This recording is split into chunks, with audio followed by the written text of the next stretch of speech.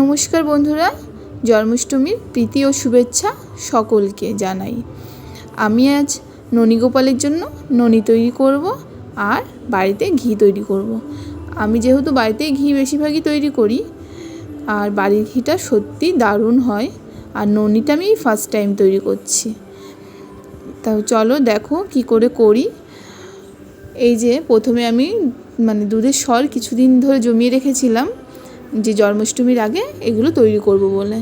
এই যে প্রথমে অনেকক্ষণ হাত দিয়ে ফেটিয়ে তারপর আবার বরফ দিয়ে ফেটিয়ে তারপরে মিক্সিতে দিয়ে আমার ননীটা রেডি হয়ে গেল। এই যে কতটা ননী করেছি, তা খুব সুন্দর হয়েছে দেখলাম। এবার গোপালের জন্য তুলে রাখবো। এই যে এক হাঁড়ি ননী আমার ননী গোপালের জন্য।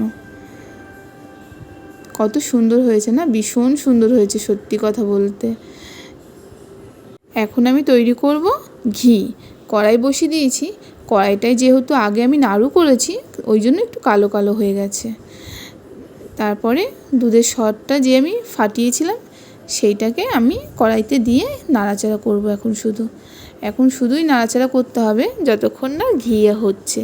কি সুন্দর ঘিটা দেখো হয়েও গেল, আর একটু করলেই পুরো ঘি আমার রেডি। এই যে এখন নাড়াচাড়া করতে করতে ঘিটা হয়ে গেছে। আমি এবার নামিয়ে রাখবো, ঠান্ডা হলে ছেঁকে বয়ামে ভরবো। ঠান্ডা হয়ে গেছে, ছেঁকে বয়ামে ভরেছি। আর বেশি ঠান্ডা হয়ে যাওয়ার কারণে ঘিটা একটু জমে গেছিলো, আমি আবার একটু গরম করে এই যে এখন বয়ামে আবার ভরে নেব।